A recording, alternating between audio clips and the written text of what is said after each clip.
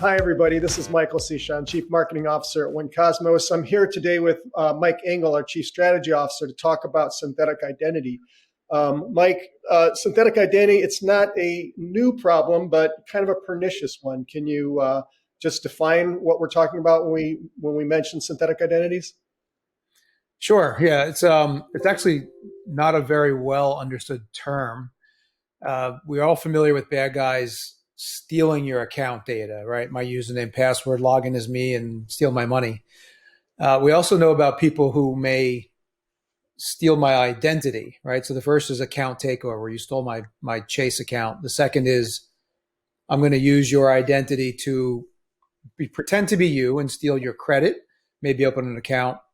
This is a whole new category where they're making a new identity, right? It's synthetic, it's fake. Okay. And they're doing it in some pretty crafty ways. Well, tell us about that. What makes up a synthetic identity? So there's a couple types. One is there's fabricated. So I am going to take the name John Smith and maybe a valid address in Austin, Texas. And I'm going to put those attributes together along with a birth date that I know belongs to a John Smith somewhere, which that's pretty easy to find, right? Millions of John Smith's birthdays are available out on the web. And the bad guys have gotten really good at feeding that information to the banks that will pass the sniff test where it says, that really could be a real person. Maybe I haven't seen them before. And so that's a completely fabricated synthetic identity. And as part of that, they even have buckets of social security numbers that they put into those algorithms to bypass those checks as well, right? My social belongs to me. These socials are maybe in a fuzzy state, haven't been used before or reclaimed. And there's a second type, which is manipulated, and they'll mix their own PII or somebody else's PII with some alternate. So it's like maybe just a slight variation of mine. And in some of those cases, you can create a brand new credit record and start to build it up. In others, you're stealing somebody else's credit at the same time. Right. Okay, great. So this is I've read about this. They're kind of Frankenstein identities, little bits and pieces of information. I guess often commonly used names, cities where there's large populations, and different permutations of first, last name, and so forth. So who's affected by synthetic identities? Yeah, that's the thing is in account takeover and identity fraud, identity theft, they're stealing it from me, right? And I can make a big splash about that. However, when you create a synthetic identity, it's really just the banks that are exposed. And in fact, they don't even really know how to classify it into their fraud buckets because it's not impacting, but going back to a specific individual. So it's affecting all of us because it's making our products and services more expensive. And it also could affect us because now the banks have to make us jump through more and more hoops to prove that we're not synthetic. So it's a combination of effects flowing downstream. Okay, so I guess then the origin of a synthetic identity, it's this thing, this person that does not exist. But I guess because the criminal trying to use it has applied for credit, they get a credit file. So now it's in use, and they develop this over time, right? They develop a credit history for this identity. That's right. Yeah, and then so the way it'll work, and just some industry stats, we're going to cover these on the webinar next week. But up to 2% of all bank accounts now are created with synthetic identities. That's 2%. That's a lot. And there's $355 million in card debt for people who did not exist in 2017, right? So almost $500 million. And the way it works is I create the synthetic identity and I start to create some good behavior. I buy some stuff, I make some payments, and then I do what's called busting out. When it's time for me I think I've got the most value out of my account, the most credit I could get, for example, I'll rack my credit card up and go over the limit, right? Because they let you go over your limit by a bit. And the bust out average loss is $90,000 across these accounts. So it's significant dollars. Okay, so that is significant, but I mean,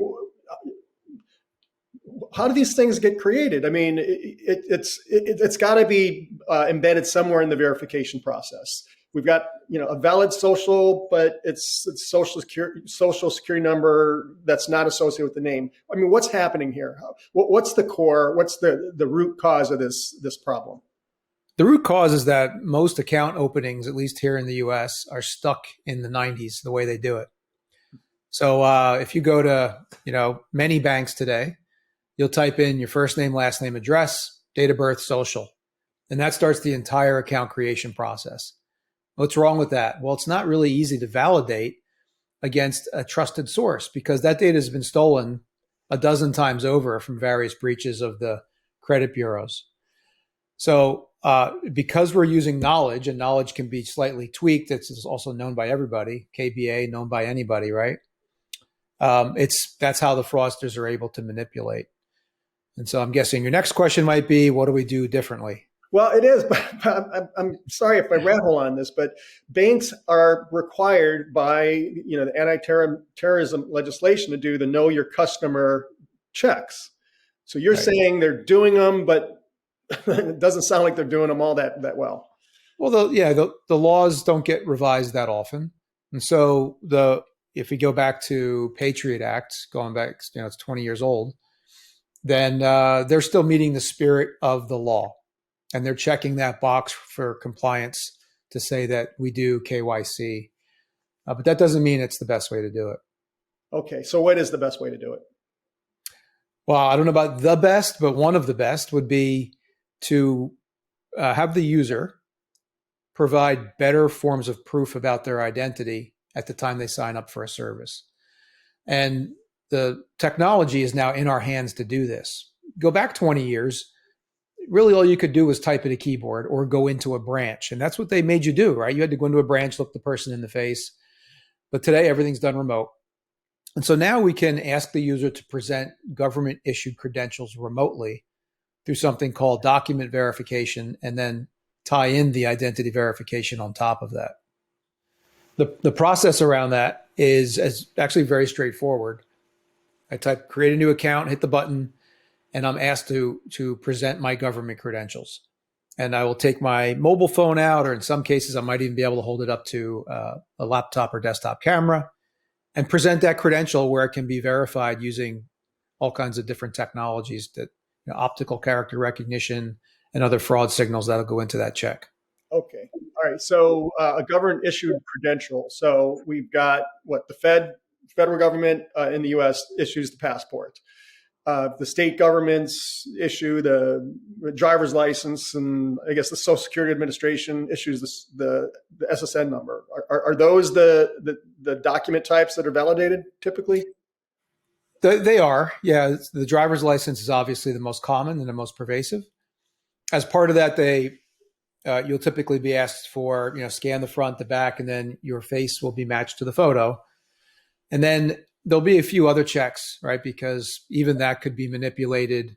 And so to prove that my driver's license is valid, and I didn't buy it from a truckload of, fake licenses, we can verify the authenticity of the license through the issuing authority. So there's an organization called AAMVA, AAMVA, which is an aggregator of all the DMVs, not almost all of the DMVs in the US, and they're coming into Canada.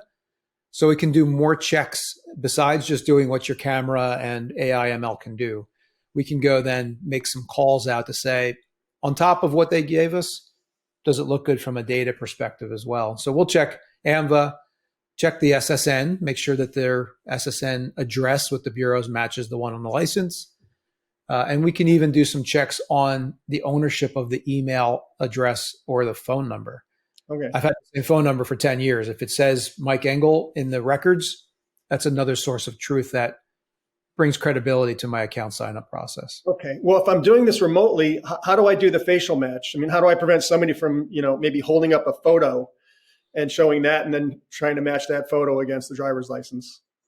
Yeah, the photo, deep fakes, right? Or if you've seen the Elon Musk videos of late, they're really getting impressive.